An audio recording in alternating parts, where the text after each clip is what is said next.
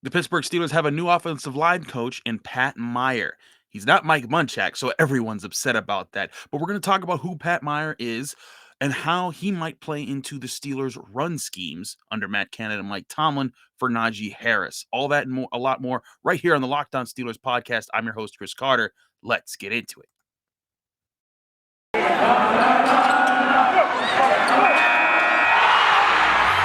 You are Locked On Steelers, your daily Pittsburgh Steelers podcast, part of the Locked On Podcast Network, your team every day.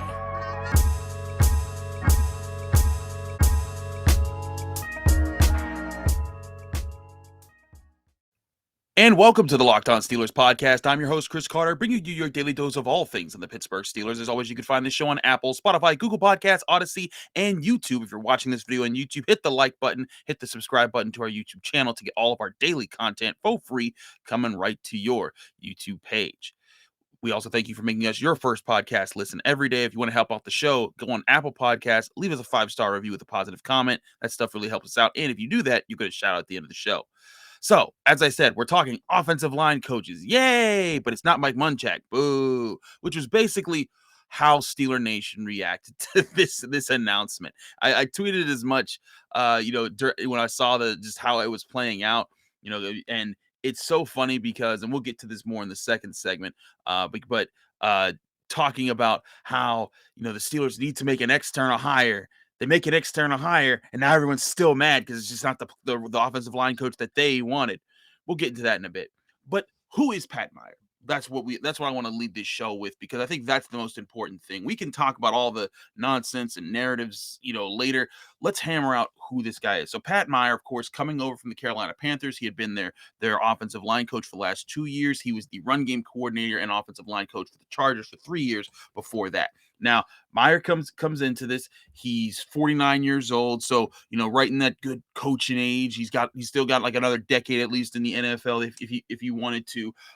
He's been around the NFL for years. He's been coaching in the NFL since 2013. Had stuff in college, so that's good. So what you're probably asking is, okay, but where did his run games rank? Where did his offenses rank? Well, everyone who probably just did a quick Google saw that the Carolina Panthers had one of the worst offenses in the NFL, and their run game was not a big factor. Well, here's my thing about that. Christian McCaffrey had played 10 games the last 2 years. He was a huge reason why anyone would take that job in Carolina and say, hey, all I got to do is scheme up for that guy to get fast and get past blocks. That sounds like a good job. And then he wasn't healthy. He played 10 games in 2 seasons. I think that's going to limit what Pat Meyer is going to be able to do when it comes to an offensive line coach, because you can coach offensive lines and that's fine. But if your run game isn't working, that's going to reflect upon you just as much as that. And then also you got to think about who are his offensive linemen. He hasn't had, I guess, a stalwart group to work with yet. And he in 2018 under the Chargers, I think that was his best season. I believe the Chargers ranked 15th that year when it came to rushing yards. And I think that was they grabbed Mike Pouncey out of free agency, and I think they had Russell Okung that year. So that was like the only time he really had like some studs on the line, and you saw some production out of that. But the question comes is, how is he going to integrate with the Steelers? Because we could put all that stuff behind everybody. Some guys come in and Terrell Austin. He had a terrible 1 year. Well, he had bad numbers his 1 year with the Bengals as defensive coordinator. But he came to Pittsburgh, and since then their cornerbacks and their safeties have definitely improved their play.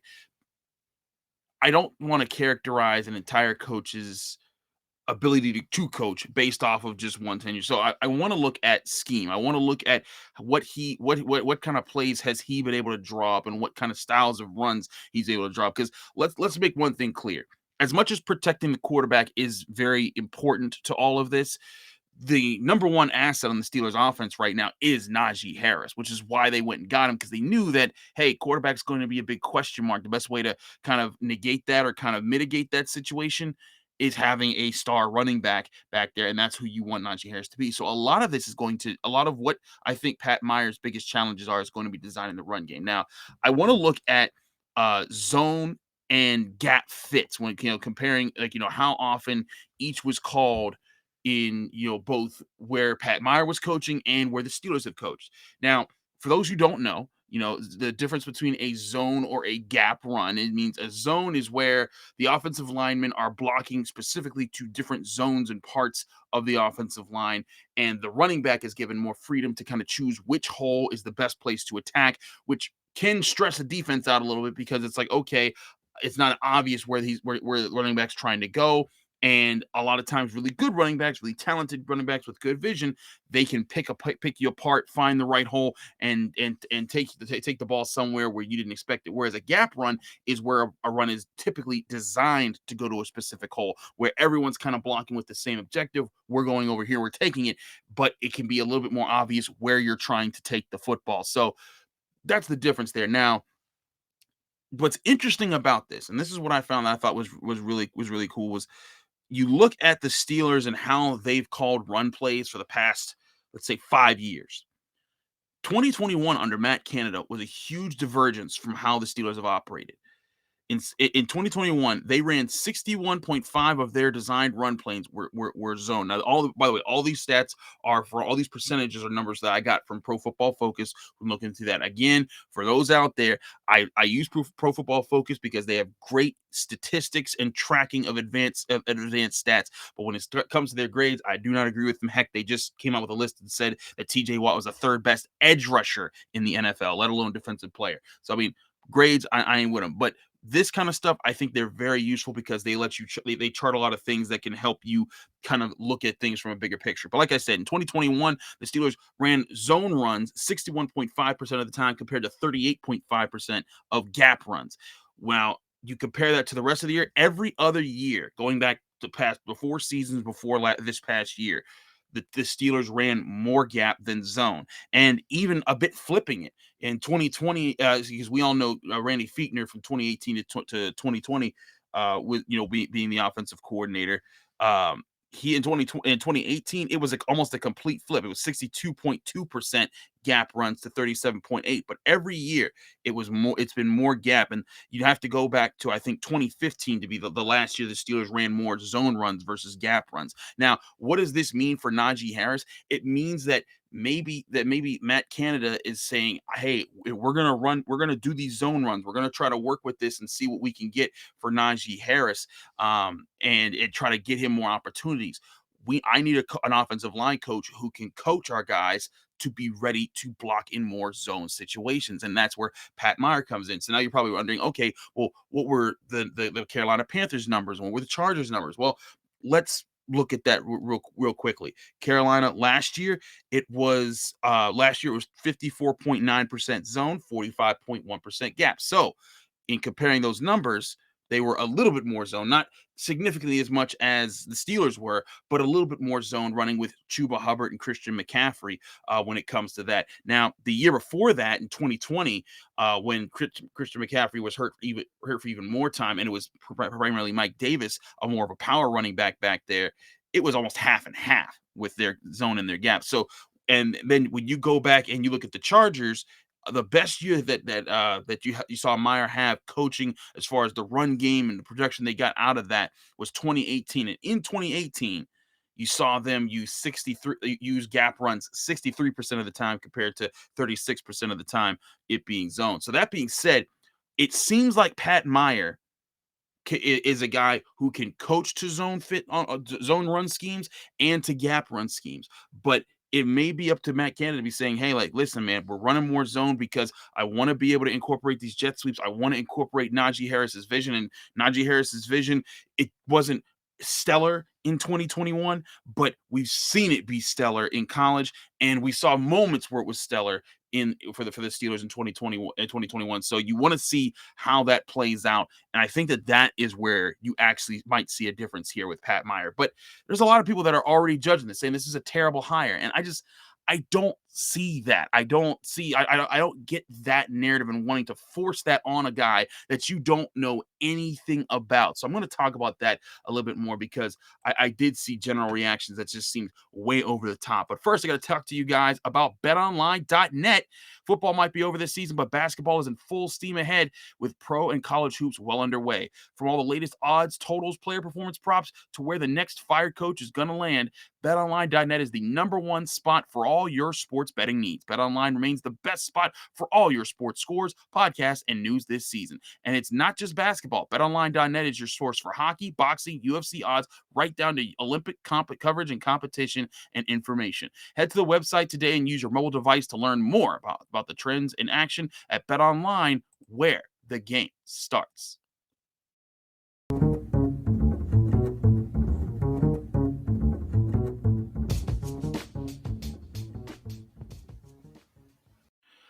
Back here on the Locked On Steelers podcast, I'm your host, Chris Carter. So we've gone over how I think Pat Meyer is a guy who can coach to zone fits and can coach to gap fits. And I think that that's going to play a role as far as how this offensive line is going to get molded. Now, a big part of this, even before the scheme, is can he get Dan Moore to block? Can he get Kendrick Green to block? And can the Steelers get him some maulers up front, which is, again, why I've been advocating that the Steelers, if they want to be serious about reshaping this offense and rebuilding this team to have a real competitive edge to it, they need to seriously invest in the offensive line, whether it's the NFL draft, whether that's free agency, whether that's trades, whether it's all three. They need to find a way to upgrade this line, and maybe that involves getting a new center. Maybe that involves moving Kendrick Green to guard. Maybe it involves getting another star guard, because remember, going into the last season, they thought they were going to have David DeCastro, and then it just turned out they couldn't, and which is why they went and got Trey Turner. Maybe they need to get a stud offensive tackle on the right side since Jakuma Corfor's contract is up. All these different options are available, but I think it's also important to remember that when we're talking about the legacy of different offensive line coaches, and this applies to all positional coaches, you're always a genius when you get great players under you and they do great. Everyone says, oh man, that guy's awesome. And this applies to Mike Munchak. Mike Munchak did do a great job of getting some of the lesser guys, lesser pedigree guys on his offensive lines to look good, play well, and get big contracts somewhere else. You saw 7th round draft pick Kevin Beachum got a big contract. He went out into the NFL. Chris Hubbard came in, was a nobody, became a swing tackle, and then a guy who filled in an offensive tackle, and then he's off to somewhere else. So you saw him do that a few times. But the thing was about those offensive lines, they were always built around Marquise Pouncey, a 1st round pick, David DeCastro, a 1st round pick, and for a while, Marcus Gilbert, a 2nd round pick. Those 3 studs, when those guys were in, that offensive line was one of the best in the NFL. And they were paired with Ramon Foster and Alejandro Villanueva or Kelvin Beachum, whichever year you're talking about. But you were able to put in Ramon Foster. Ramon played very well. He was very solid for such a long time. That's why he was such a beloved Steeler, despite being undrafted. But you don't get to have Ramon Foster play at the level that he does if you don't have the rest, guys lining up next to him that are superstars. And make no mistake, Pouncey and DeCastro, they were superstars. I think Gilbert was a star that was never given his proper shine. He dominated people over there. I mean, I saw that man. Von Miller, for as great as Von Miller is, when he went up against Marcus Gilbert, it was curtains. And that was because Marcus Gilbert knew how to block. But point being, with Mike Munchak, that was his legacy. He got to work with that group. You saw what he went up and did in Denver, and Denver's offensive line wasn't elite. It's not like Mike Munchak just has this magic touch that he walks in, says to you, hey, kid, you can block. Don't you know you can block? And the kid's like, yes, coach, I know I can block. And he goes out there. He does have experience. He is a Hall of Fame NFL player that has been coaching, and he has done a really great job. And this isn't minimizing any of his successes, but people who are saying, if you don't get that guy, you're not being serious about trying to win. How many offensive line coaches do you know? If you go out and you said name them down, all 32 teams right now, who's the offensive line coach? Nobody knows them. I don't know all of them. And if you say that you do, you lie, and you're probably looking on Google right now. But the bottom line is, when teams look at who they're trying to get the right personnel in. They're trying to see who's the best fit for the environment that they're building. They thought Adrian Clem would be it. Obviously, he wasn't. He's now in Oregon, and he's gonna do that somewhere else. But people who are presuming who these guys are before they even arrive, I saw some people say, "Oh, this is just another lazy hire by the Steelers," and I'm like, which is it? They're lazy when they hire internally. They're lazy now that they hired externally. Did you want them to go get, you know what, Joe Thomas, you're on the radio bashing the Steelers. Why don't you come coach the Steelers? And everyone's like, well, I know that name. That's not how this works. But I do think that a big part of what the Steelers are trying to do is they're trying to find guys that are going to connect with this younger crew. I think that's going to be the biggest task for both him and Frisman Jackson, who awkwardly enough also comes from the Carolina Panthers. But again, I saw a lot of people say, well, this offense was terrible the last 2 years, and you went and got 2 positional coaches from it. Yeah, but positional coaches aren't the same, because again, look at Frisman Jackson's production. DJ Moore, pretty good. They got good numbers despite that from the receivers. I think he had DJ Moore had 2 years of 1,000 years. I think Robbie Anderson had another 1,000-yard season. That's 3,000-yard seasons in 2 years with who at quarterback? Exactly. And that's Frisman Jackson. When you're talking about Pat Meyer, again, that offensive line, not in the elite position that the Steelers of the mid 2010s was. I think the biggest challenge for Pat Meyer is, can he get these young guys to understand all the things that are in front of them? Because the Steelers, there was a lot of talk about this just being physical all offseason long. And you heard me on this podcast throughout the offseason when we were talking to Kendrick Green and Dan Moore and Jakuma Corfor and everybody we could talk to in that Steelers locker room, and even Adrian Clem himself. The MO was just be physical, be physical, be physical. They wanted to dominate, they wanted to bully, they wanted to intimidate. And you saw a lot of that, but coming with that, you need to have also coordination with that intimidation. Because if you don't, and you have poor hand placement, poor communication, you're just going to be firing off and being wrong and strong. And I think that's what you saw a lot out of Kendrick Green last year. There were times he'd fly as a center. I mean, he would move, he would get down the field, and you'd say like, wow, that guy's moving pretty fast, but he wouldn't hit anybody. Or if he did, he hit the wrong guy. And to me, I think that's where Pat Meyer has to come into play. And again, I'm not saying that Pat Meyer's a great hire. I'm telling you, I don't know. I'm going based off of I've seen these zone numbers, what kind of zone, zone versus gap, what kind of fit this could be, who he's worked with. Those are the things that I'm basing it off of. And I think, okay, this is maybe what we're looking at. This is a more realistic conversation, or I think, I guess, a more detail-oriented conversation than just like, oh, well, he coached for the Panthers. Their offense stunk, so he's got to be bad. I don't want to give you guys that. That's not why you come to the Locked On Steelers podcast. But what I want to do when I look at these coaches, I want to evaluate, okay, what are their actual goals? For example, Todd Haley, when he came to the Steelers, his goal was to lengthen Ben Roethlisberger's career. He did that. He carved out an offense that forced the ball out of his hands a lot more, and it made him a better quarterback, and it made him last a lot longer than the NFL that he would have if he had kept playing the way that he was playing under Bruce Arians. Everybody's got different things, and you know what?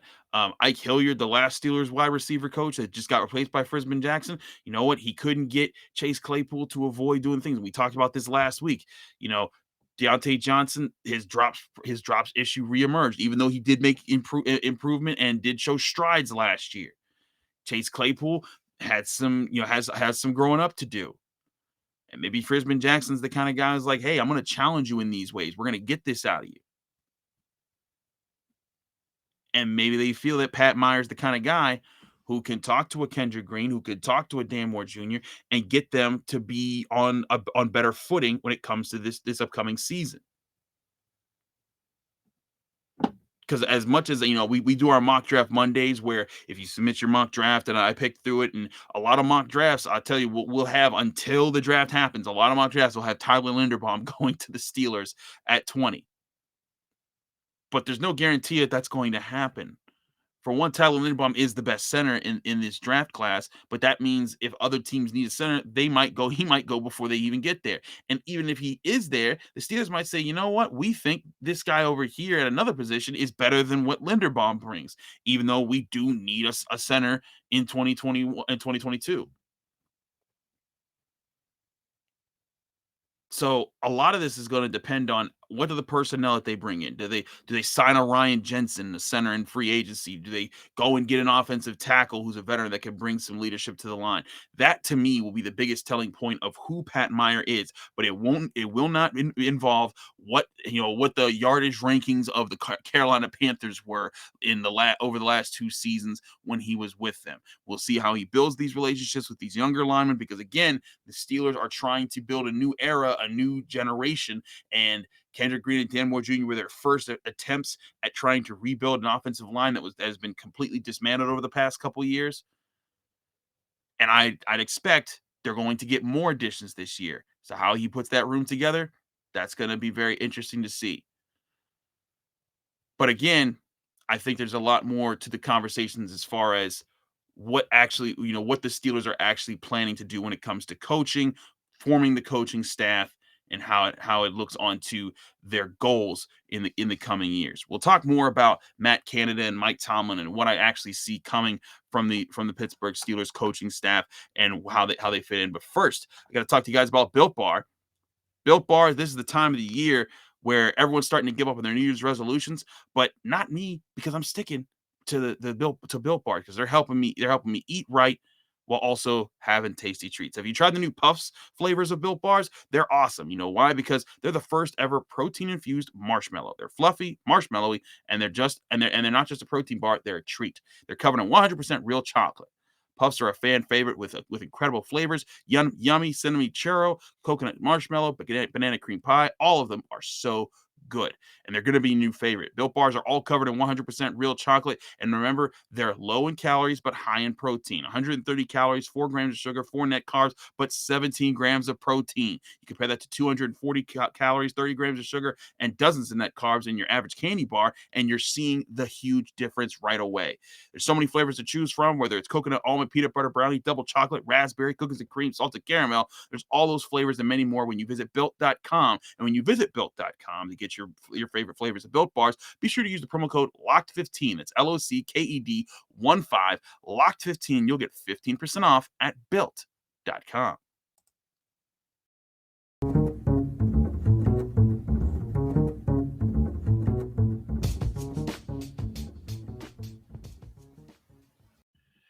Back here on the Locked On Steelers podcast, I'm your host, Chris Carter. Let's keep talking about this coaches conversation, because I saw this a lot, and I was alluding to it a little bit with how people were dismayed about, oh, this is such a bad coaching hire. They don't take this seriously. When are the Rudy's going to take coaching hires seriously? We just talked about this last week with our guy Josh Taylor, who will be on for the Thursday episode this week. So look out for that. We will have Josh on for our Thursday episode of Locked On Steelers again. But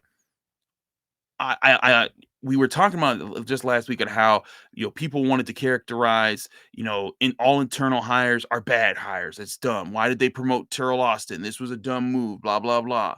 And Josh and I were talking about the history. Well, Dick LeBeau was an internal hire when he was promoted from secondary coach to defensive coordinator, and then he became one of the best defensive coordinators of all time. Plenty of teams do that, and especially the Steelers, who believe in, hey, we're going to get you a job here. We're going to see how you do. Do you do well? If we think you did, we're going to promote you up.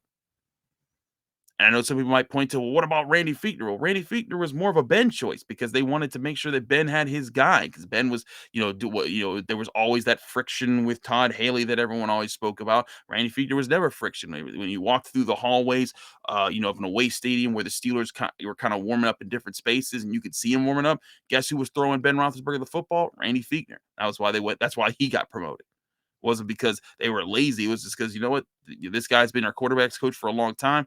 Let's let Ben kind of have the reins a little bit here. It didn't work out for the Steelers, but again, kind of like Pat Meyer, who went into the Carolina Panthers thinking, I'm getting Christian McCaffrey. I just got a block for him. Let's go zone this up. Let's let the fast guy run. Oh wait, he only played 10 games. That'd be crap.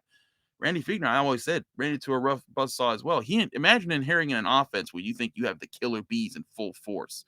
It's 2018, and he's getting, man, I got Ben Roethlisberger. He's been doing fine. I got Antonio Brown. This Juju Smith-Schuster kid is awesome. We're trading away Martavis Bryant because he's wild, but Le'Veon Bell's coming back. It's fine. We're about to have the killer bees. It's about to be just lovely. And then Le'Veon Bell doesn't show up. And then Antonio Brown has whatever Antonio Brown had that still is leaving him befuddled. And then the next year, you lose Ben Roethlisberger to that elbow injury. I always felt rough for Randy Fichtner, because as much as people were saying, "Oh, he's such a bad coordinator," I'm not saying that he was a good one.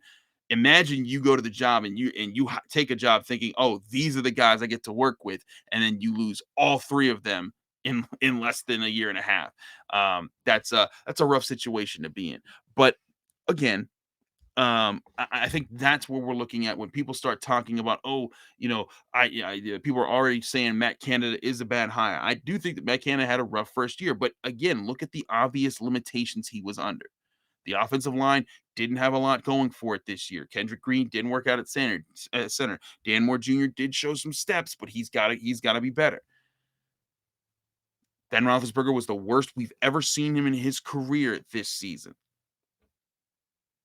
The Steelers lost Juju Smith-Schuster early on in the year.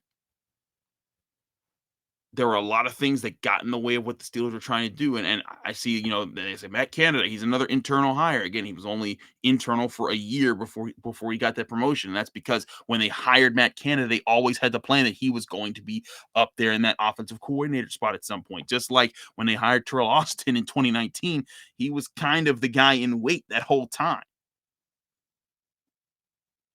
But this isn't some lazy plan. Like I've seen some Pittsburghers compare it to the Pirates and Bob Nutting. Now, if you're not familiar with Pirates baseball, everyone knows that the Pirates, they don't pay for nobody. Over the years, when they had a team that almost got 100 wins, and they let them just fall apart because they never added to them. The Pirates were never the spenders like a lot of the bigger teams in town. That's not an issue for the Steelers.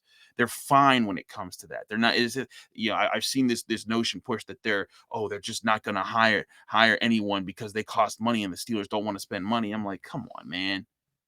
We've seen them do this before. Again, when they hired Todd Haley, he was an outside hire. He was a head coach at one point, and they brought him in. They kept Dick LeBeau around for over a decade.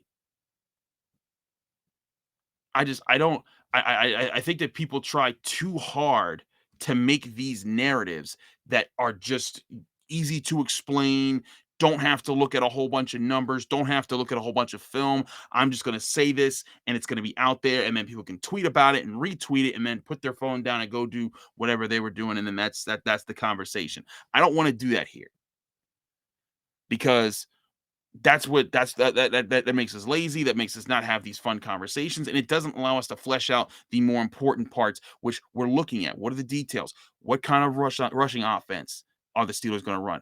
Are they going to allow more zone runs like they did last year to open up more holes for Najee? What does the offensive line look like?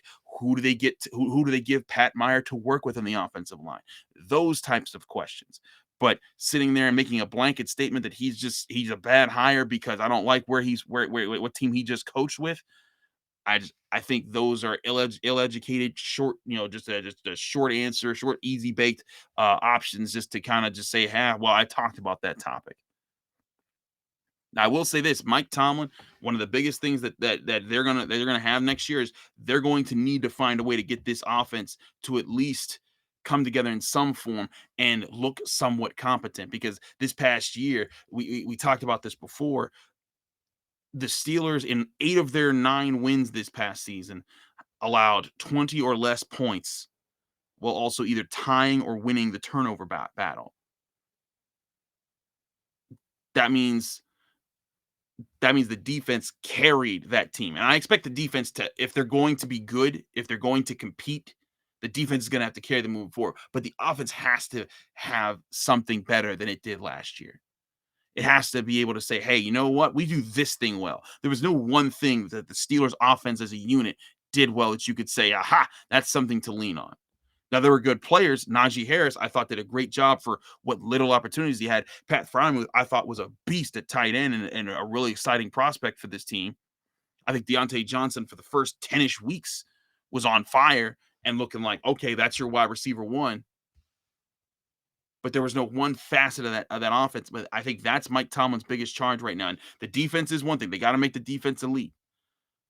But if Matt Canada is going to work for the Pittsburgh Steelers, he's going to need to get his guys to understand, hey, if we're running this zone scheme, we got to find ways. We got to find ways to open up holes for Najee. We got to find ways to make sure that's opening up easier passes downfield for whatever quarterback we get. Because I'm telling y'all, it ain't going to be Aaron Rodgers. It ain't going to be Russell Wilson. It ain't going to be Deshaun Watson. It's going to be either a veteran like, Marcus Mariota, Tyrod Taylor, one of those guys, or it's going to be a rookie that fell into their lap and they said, you know what? I'll take that guy. But even if it is a rookie, this ain't the year where you got 5 guys that are going to be picked in the top 10.